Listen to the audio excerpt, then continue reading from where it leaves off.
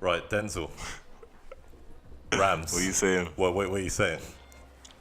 So yeah, Reese. Basically, the whole thing started.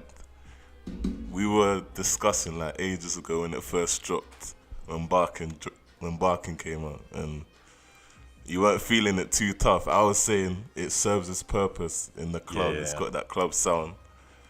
But yeah, fast forward to now. Last weekend, he had a Capital FM summertime ball, and Best like yeah, event, best event on the globe, right?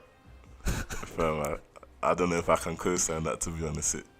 It was a madness, innit? But how I see it is there's two sides to it. There's was he unlucky because so he's performing Barking and like everything's mad. The sound is out of sync. The vocals are just not up to scratch. But his explanation was that the vocals are out of sync in his I mean, yeah, you can hear earpiece. that. You can hear that. Yeah, yeah. But what I'm thinking is it's not the first time it's happening. Like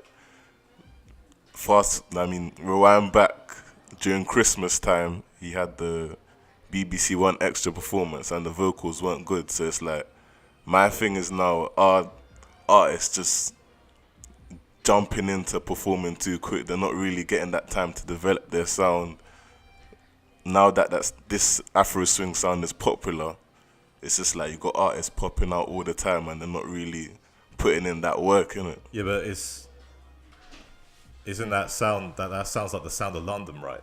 Like I'm in the UK, so I mean when you've got an artist like Ramz who like went from like here to here with Barkin, like I mean you've seen like the performance, like I don't know if that sets the tone for the rest of Afro Swing or if it's just like, is that like the point where people are going to start saying, you know what, maybe Afro Swing isn't the sound of London anymore, and he's kind of killing that sound.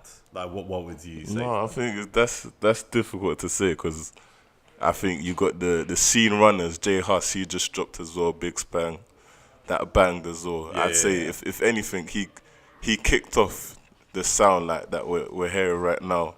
Then obviously you got Notes who he kind of came under the same criticism. Yeah, People are Notes saying, is with yeah, yeah. Addison Lee, is it just a one-hit wonder? Like he's just come up with this sound and is he gonna take it anywhere? But he's kind of been consistent with it, and like I've seen him live before, he was good, to be fair to him. So I think it can last, but whether it can be like, because obviously with Grime, we saw it come back in like 2013, 2014 with Skepta, and he came with the swag, the sound. So I'd say that's more of a culture, but whether like Yeah, this yeah. Afro Swing sound can last is, I mean, I think it will last. But my issue with that whole sound is we're seeing everything go. I don't know. Everything's been recycled right now. So we've seen like Garage came back for a while, and it's now come back as like kind of baseline, but it's that kind of really like just overplayed sound that's being played. I mean, you can check my Twitter. Like it's literally just like me, just like tweeting like baseline just sounds the same. um, And then it's also I like can't stand bass. Like let's not even get let's into leave that. it there. But it's also like UK Funky has like kind of gone through this transition period where like now everyone's starting to make it Afro Swing, and like that kind of whole 100 BPM, 110 BPM sound has like started to like really come back. You're hearing it in clubs now. Yeah, People are yeah, yeah. making like other genres like baile funk as well, which is basically like the same kind of sounds except comes from like a completely different country, nothing really to do with us building that sound. So I kind of don't know how healthy it is right now that it's being played as much as it is. I feel like it is kind of being saturated at this point because all I hear sometimes in clubs is that sound. It's that very funky, tribal. Sometimes DJs may switch from like 100 BPM, start a bit slower and kind of move their way up, but it just kind of sounds the same. Yeah, no. I think that's the summertime sound, innit? But I think like obviously we got to split the UK sound. So like in terms of the urban scene, you got running it at the top. You got people like, as I mentioned before, J Hus, Notes, Kojo Funds, all of that. Then you kind of got And Ramz, you know. obviously Ram's got to squeeze him in there, even though performances are madness. But Then other than that, you got the grime in it. But I'd say, I don't know, like grime's kind of fizzling out at the moment, kind of thing. What makes you say that though? Because I say 2013, 2014, obviously I'd say like German Whip kicked it off. That's the one that kind of brought it back to the forefront. Would you say it's German Whip though? Yeah, I'll say that. That came like... But what about That's Not Me? I think, but That's Not Me came after that. But I did, didn't it? yeah. But obviously Skepta came back with the Esky like synths, all of that, and that brought back the sound. But then at the festivals, where you saw that at the commercial levels, obviously you got the bait tracksuits, everyone just copying each other with the hats, the Air Max 97s. Well, it was the whole like listens to Skepta once meme, wasn't it? It was kind of like everyone started wearing night tracksuits. Yeah, and donning nightcaps, and then you kind of like you would go to high streets and everyone was kind of like dressing like that. Like it started to become like more common for people to be wearing like the kind of all white tracksuit, like out of the Shutdown video.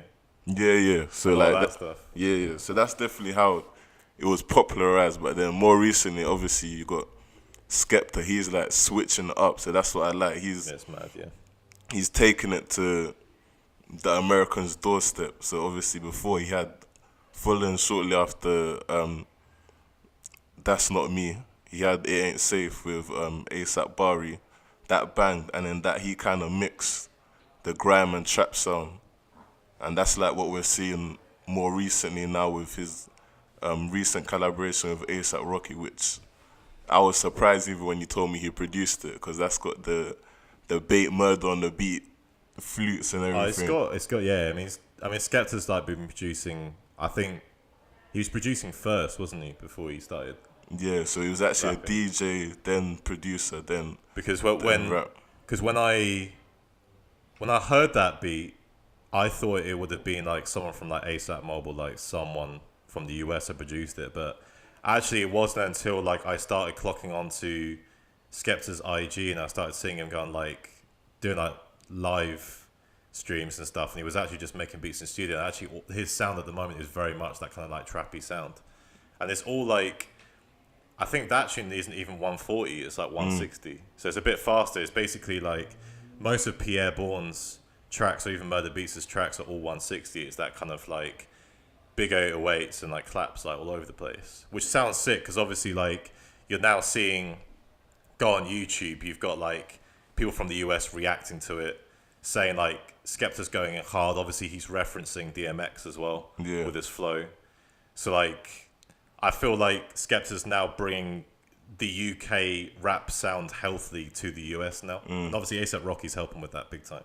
Yeah, and I guess we've got to look at the people underneath him. So you got, as we were talking about before, Octavian. He's kind of, you see him with Virgil Abloh. You see him with what's his name? Yeah, Skepta as well. So it's like, now we've got Skepta, we need other artists kind of pushing through on the underground to push that sound basically. What do you think? Do you think Octavian's next?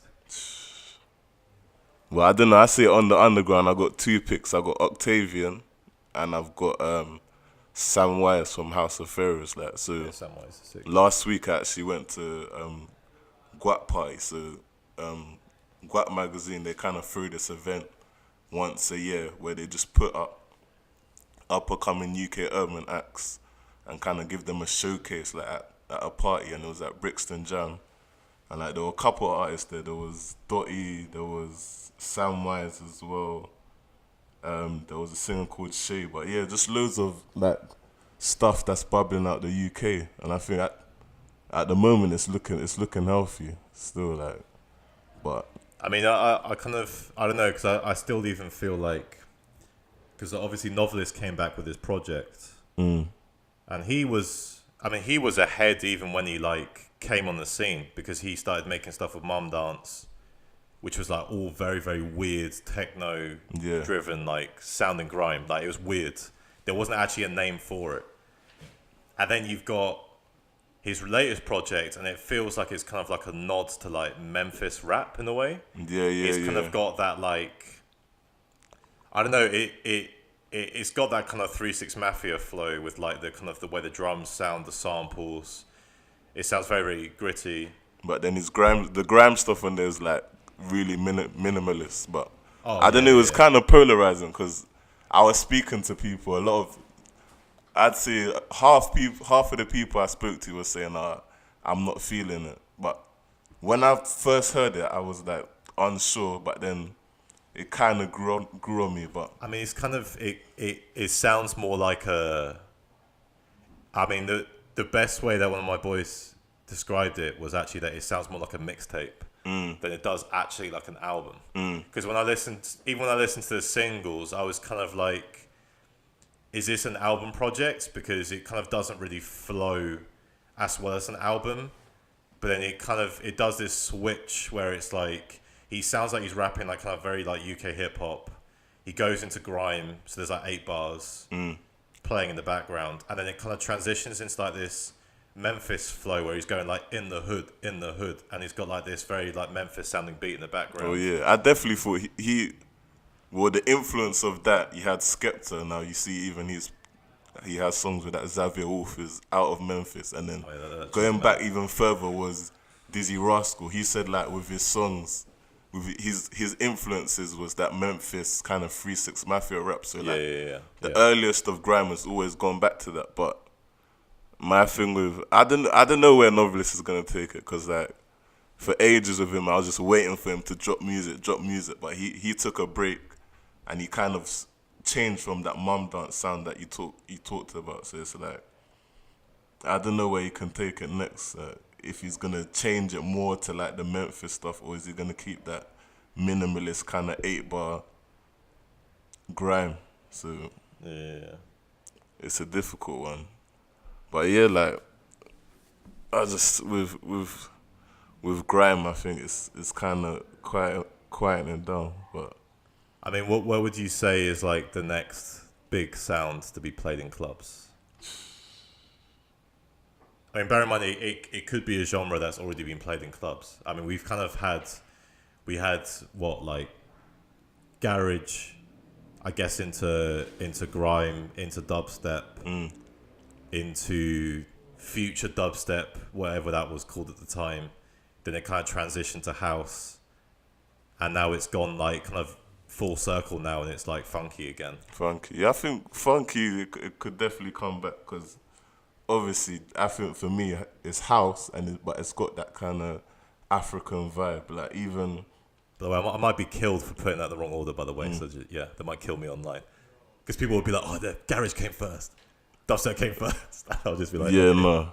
It is kind of difficult to pinpoint exactly what. But then in that as well, you also had funky house. But yeah, I think that, and then I think for me in it's the Afro Swing style. Like it's just club ready, innit? It's easy listening. People enjoy it. Summer vibes. People can dance to it. That's the main thing.